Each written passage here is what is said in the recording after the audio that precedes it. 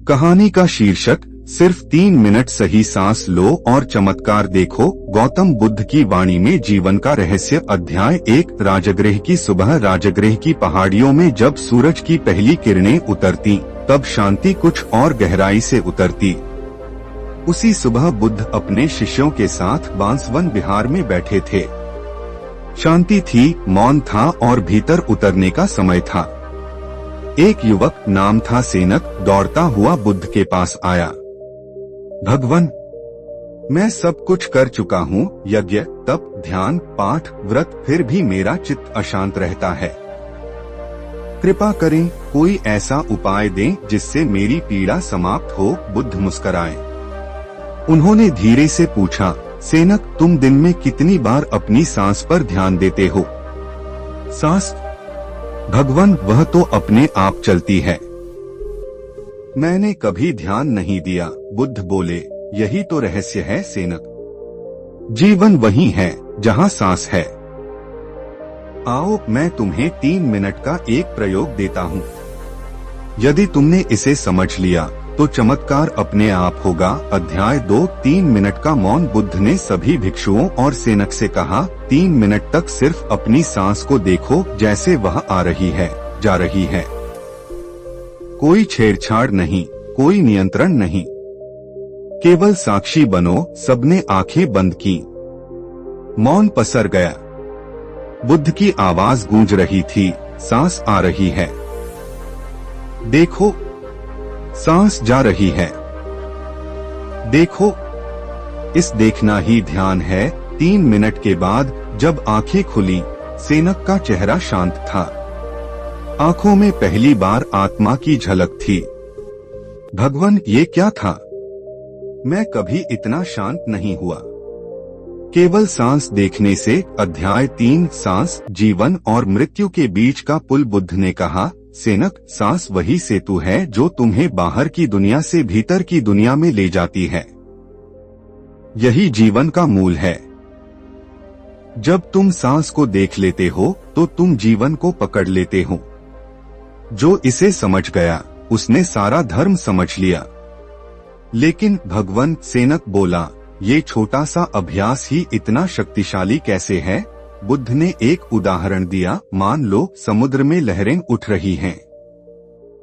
अगर तुम लहरों को देखो तो डर लगेगा, लेकिन अगर तुम गहराई में जाओ, जहाँ कोई लहर नहीं, वहाँ शांति है। सांस की गहराई में वही शांति है। अध्याय 4। एक सांस की शक्ति। बुद्ध ने भिक्षुओं को एक और प्रयोग करने को कहा। हर क्रोध, चिंता या दुख के समय केवल 3 मिनट सांस को देखो। कुछ न कहो, न सोचो, केवल देखो। उन्होंने कहा, एक सही देखी गई सांस क्रोध को रोक सकती है, चिंता को भगा सकती है और मन को निर्मल कर सकती है। सेनक उस दिन से प्रतिदिन केवल 3 मिनट ध्यान करने लगा, सुबह, दोपहर और रात। अध्याय 5। चमत्कार जो होने लगे। 1 महीने के भीतर सेनक का चेहरा बदल चुका था। जहाँ पहले भय और बेचैनी थी, वहाँ अब शांति और निश्चय था। गांव वाले पूछने लगे, सेनक, तुझमें ये परिवर्तन कैसे आया? वह मुस्कुराता और कहता, मैंने सिर्फ सांस लेना सीखा है, जैसे बुद्ध ने सिखाया। सिर्फ 3 मिनट और जीवन बदल गया। अध्याय 6। सांस और कर्म का बंधन। एक दिन बुद्ध ने भिक्षुओं से कहा, जब तुम क्रोध करते हो तो सांस तेज हो जाती है। जब लोभ आता है तो सांस भारी हो जाती है। जब मोह होता है तो सांस बिखर जाती है। इसलिए यदि तुम अपनी सांस को नियंत्रित नहीं करते तो कर्म तुम्हें नियंत्रित करते हैं। लेकिन यदि तुम देखना शुरू कर दो तो तुम मुक्त हो सकते हो। सेनक समझ गया, सांस पर ध्यान ही आत्मा की स्वतंत्रता की कुंजी है। अध्याय 7। युद्ध रोकने वाली सांस। राजा बिंबसार ने सेनक को देखकर पूछा, तू कौन सा युद्ध लड़कर लौटा है? सेनक, पहले तू अशांत था, अब शांति का दीपक लग रहा है। सेनक ने कहा, मैंने केवल 3 मिनट की शांति सीखी है। हर बार जब भीतर युद्ध होता है, मैं अपनी सांस की शरण में चला जाता हूँ और सब शांत हो जाता है। राजा दंग रह गया। अध्याय 8 अंतिम सांस और मुक्ति। बुद्ध ने कहा था, मृत्यु के समय यदि कोई व्यक्ति अपनी अंतिम सांस को देखकर जाए तो वह जन्म मरण से मुक्त हो सकता है। सेनक ने इसे जीवन भर याद रखा। वर्षों बाद जब वह मृत्युशैया पर था, उसने आंखें बंद की और 3 मिनट तक केवल सांस को देखा। अंतिम सांस आई, अंतिम सांस गई और सेनक मुस्कुराता हुआ चला गया, जैसे दीपक बिना धुएं के बुझ गया हो। अध्याय 9 संदेश। हर इंसान के लिए बुद्ध की वाणी आज भी कहती है, तुम्हें कहीं जाने की जरूरत नहीं, न तो किसी तीर्थ न ही किसी ग्रंथ की आवश्यकता है। सिर्फ 3 मिनट अपनी सांस को देखकर तुम खुद को पा सकते हो। अध्याय 10 अभ्यास करो अभी और यहीं, आज ही, अभी ही। 3 मिनट आंखें बंद करो, सांस को आते जाते देखो, मन को भटकने दो पर तुम देखना मत छोड़ो। शुरू में कठिन लगेगा, पर यह अभ्यास ही वह चमत्कार है जिसे गौतम बुद्ध ने जीवन की संपूर्ण साधना कहा। अध्याय 11 सांस के भीतर छिपा ब्रह्मांड। बुद्ध एक बार शांत खड़े थे। एक भिक्षु ने पूछा, भगवान, क्या सांस मात्र शरीर की क्रिया है या इसमें कोई दिव्यता भी छिपी है? बुद्ध मुस्कुराए और बोले, तुम्हारी सांस केवल हवा नहीं है, ये ब्रह्मांड से तुम्हारा संबंध है। जब तुम सांस लेते हो तुम पूरे अस्तित्व से जुड़ते हो। हर श्वास में सूर्य का ताप, चंद्रमा की ठंडक और आकाश की विशालता समाई है। भिक्षु विस्मित था, क्या मैं ब्रह्मांड से बात कर सकता हूँ अपनी सांस के जरिए? हाँ, बुद्ध बोले, यदि तुम हर सांस को पूर्ण जागरूकता से लो तो ब्रह्मांड तुम्हारे भीतर बोलता है। अध्याय 12 सांस और कामना। एक बार सेनक ध्यान में बैठा, पर उसके मन में एक कामना आ गई, काश मुझे सिद्धियां मिल जाएं। उसने बुद्ध से पूछा, क्या मैं सांस के अभ्यास से चमत्कारी शक्तियां प्राप्त कर सकता हूँ? बुद्ध गंभीर हुए, कामना और ध्यान एक साथ नहीं चल सकते। जहाँ कामना है वहाँ श्वास अशांत है, जहाँ श्वास शांत है वहाँ कामना अपने आप नष्ट हो जाती है। तुम्हारा उद्देश्य शांति हो, न कि शक्ति। अध्याय 13 सांस और वर्तमान क्षण। एक बार बुद्ध ने एक पत्थर उठाकर कहा, ये पत्थर तुम्हारे अतीत की तरह है, भारी और गतिहीन, और भविष्य की चिंता उस धुएं की तरह है जो बिना आकार के उड़ती जाती है। लेकिन सांस, ये केवल अभी है, ना अतीत ना भविष्य, केवल वर्तमान। इसलिए जो सांस देख लेता है वह इस क्षण को पकड़ लेता है, और जो इस क्षण में टिक गया वह मुक्त हो गया। अध्याय 14 सांस और चित्त की सफाई। सेनेका प्रतिदिन 3 बार अभ्यास करता था, पर फिर भी कुछ पुरानी स्मृतियां उससे बेचैन करती थी। उसने बुद्ध से कहा, मैं सांस देखता हूँ पर मेरा चित्त अब भी अशुद्धियों से भर जाता है। बुद्ध बोले, जैसे नदी गंदी हो पर सतत बहती रहे तो धीरे धीरे वह साफ हो जाती है, वैसे ही सांस के साथ जागरूकता से बैठना ये धीरे धीरे तुम्हारे चित्त को साफ करेगा। धैर्य रखो सेनिक, हर सांस तुम्हारे भीतर की धूल को साफ कर रही है। अध्याय 15 सांस और मृत्यु का डर।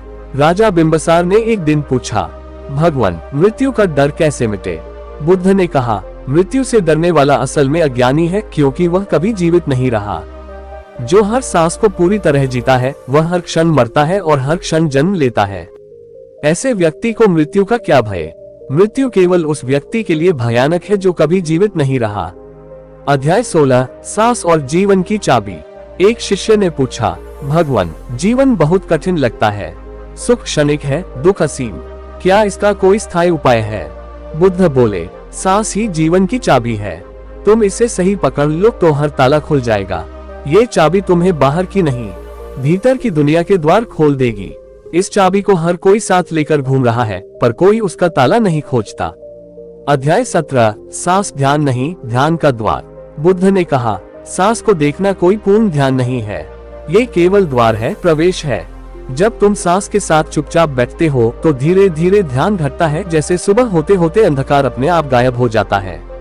तुम्हें कुछ करना नहीं है, केवल सांस के द्वार से भीतर उतरना है, बाकी सब अपने आप होगा। अध्याय 18 सांस और आत्मा का मिलन। सेनेक एक दिन ध्यान में बैठा था और अचानक उसके भीतर कुछ टूटा, कुछ छोड़ने जैसा अनुभव हुआ। बुद्ध मुस्कुराए और बोले, आज तुम्हारा चित्त तुम्हारी आत्मा से मिल गया। ये वही क्षण है जब मैं मिटता है और वह प्रकट होता है, और यह केवल सांस की साक्षी से संभव होता है। जिसने खुद को खो दिया वही जीवन को पा लेता है। अध्याय 19 सांस से बड़ा कोई गुरु नहीं। बुद्ध ने कहा, मैं भी केवल संकेत करता हूँ।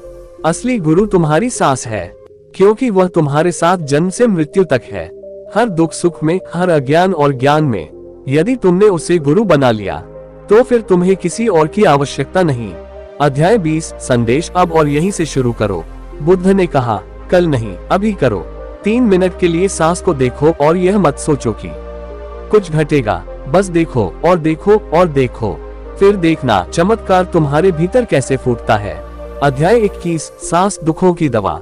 एक दिन एक दुखी गृहस्थ बुद्ध के पास आया और बोला, मेरा जीवन दुख से भरा है, मेरी पत्नी बीमार है, बेटा बेकाबू है और व्यापार डूब गया है।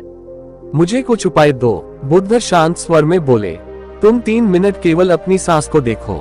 दुख तुम्हारे जीवन में नहीं, तुम्हारे चित्त की अव्यवस्था में है। सांस उस चित्त को व्यवस्थित करती है जैसे बिखरी हुई मिट्टी को पानी शांत कर देता है। अध्याय 22 सांस और प्रार्थना। भिक्षु आनंद ने पूछा, भगवान क्या प्रार्थना से कुछ बदलता है?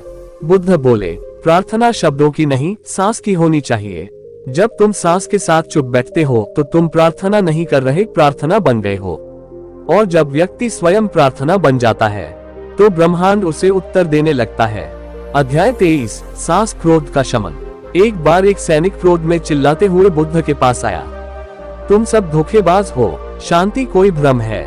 बुद्ध ने उसकी आंखों में देखा और बोले, क्या तुम केवल 3 सांस बिना कोई प्रतिक्रिया के ले सकते हो?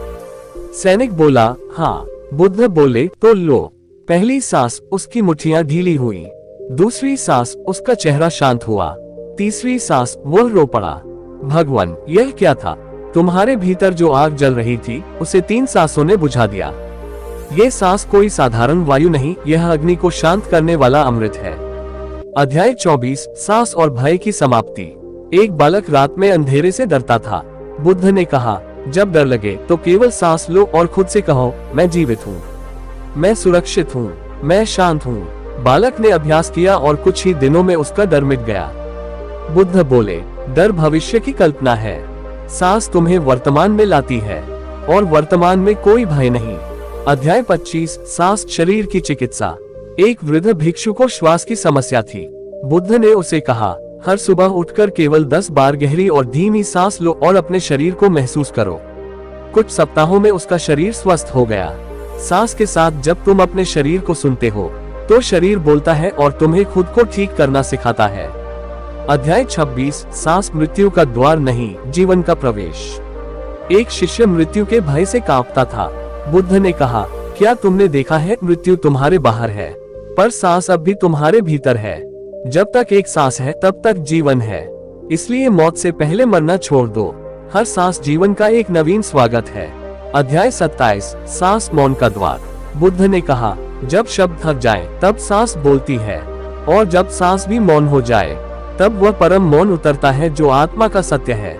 एक शिष्य ने पूछा, पर मौन तो खालीपन है। बुद्ध मुस्कुराए, नहीं, मौन सबसे पूर्ण स्थिति है जहाँ शब्द नहीं, केवल अनुभव है। अध्याय 28 सांस ब्रह्मांड का संगीत। बुद्ध ध्यान में थे। एक पक्षी गा रहा था, पत्तियां हिल रही थी और वायु बह रही थी। उन्होंने कहा, क्या तुमने सुना?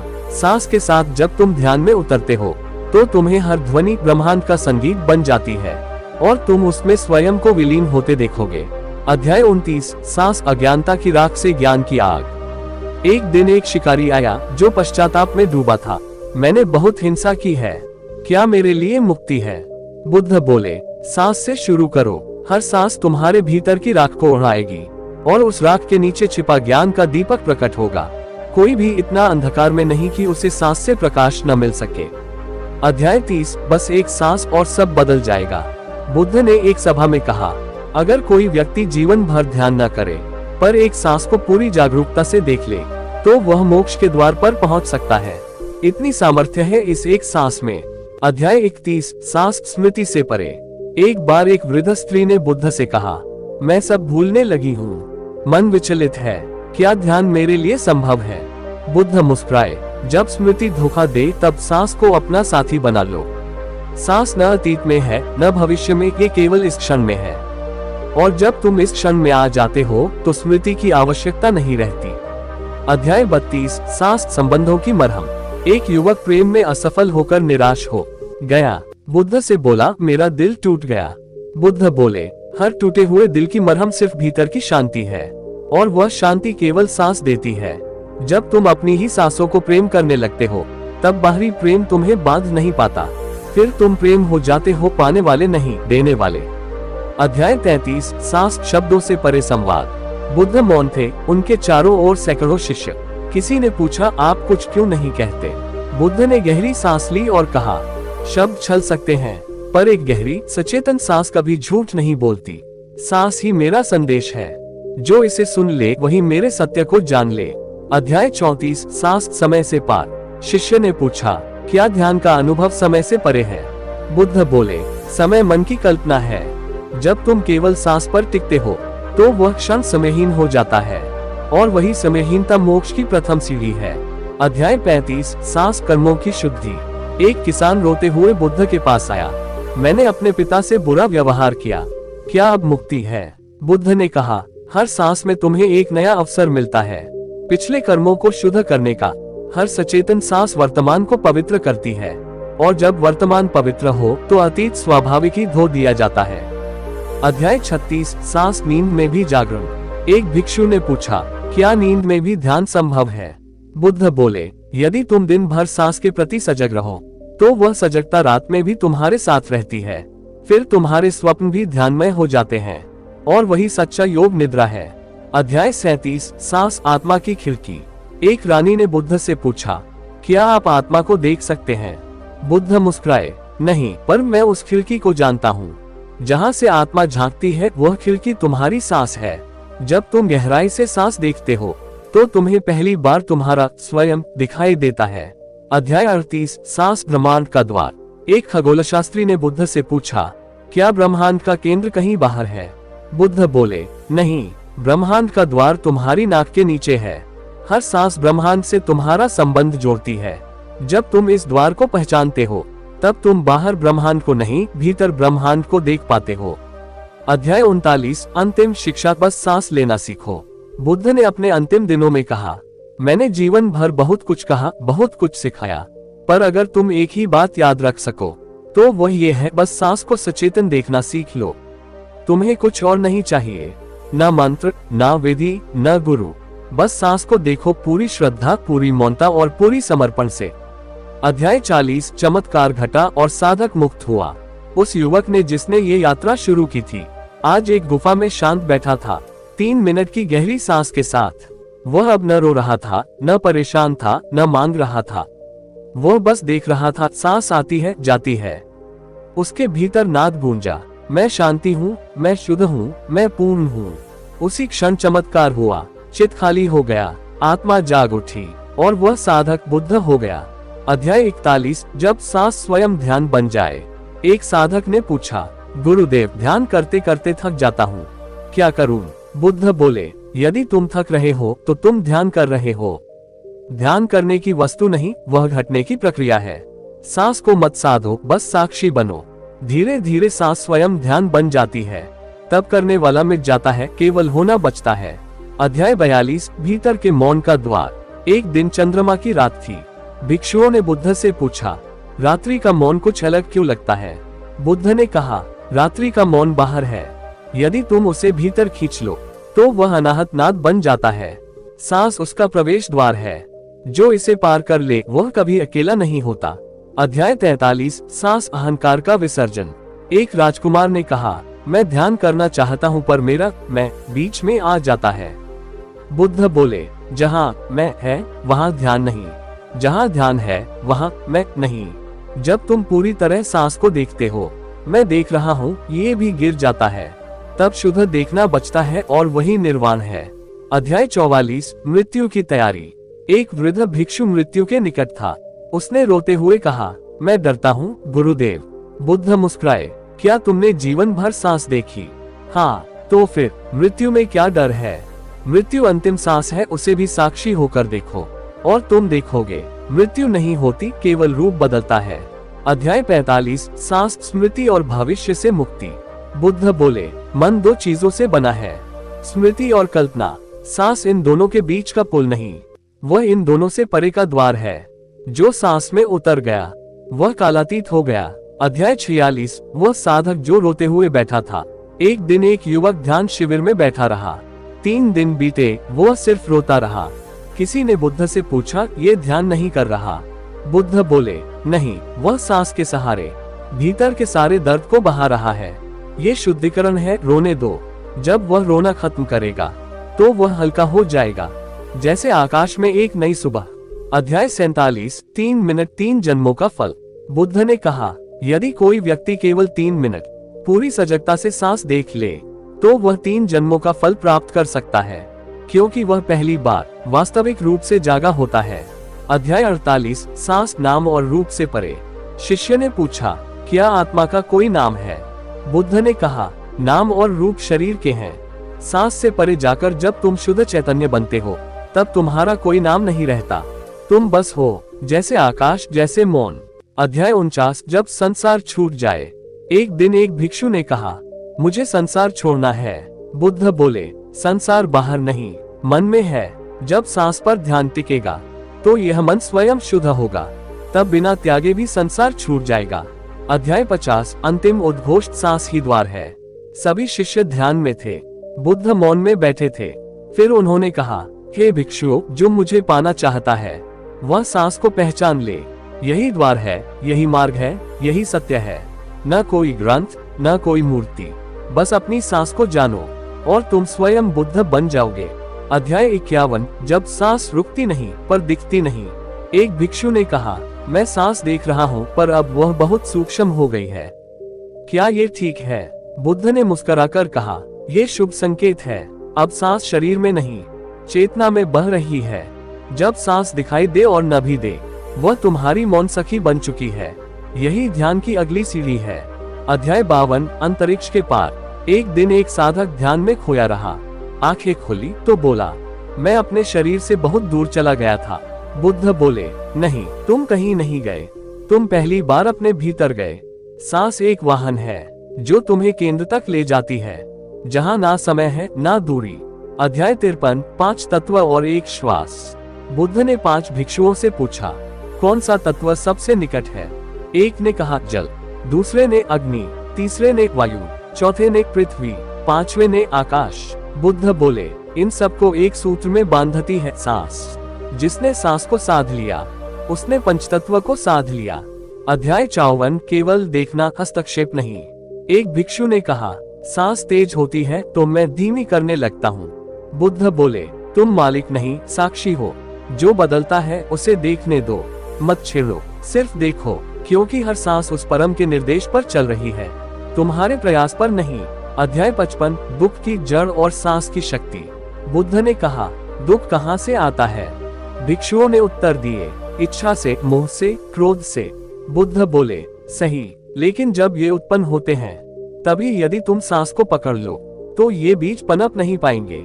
सांस ही वह औजार है जो दुख को जड़ से काट सकता है। अध्याय 56। जब बच्चे को भी ध्यान लग जाए। एक दिन एक बालक बुद्ध को देखता रहा, बिना कुछ बोले। 3 घंटे बाद वह उठा और चला गया। भिक्षुओं ने पूछा, वह कुछ सीखने नहीं आया था? बुद्ध बोले, वह सीखने नहीं, अनुभव करने आया था। कभी कभी मौन सांस के संग बहते हुए ज्ञान बिना शब्दों के उतर आता है।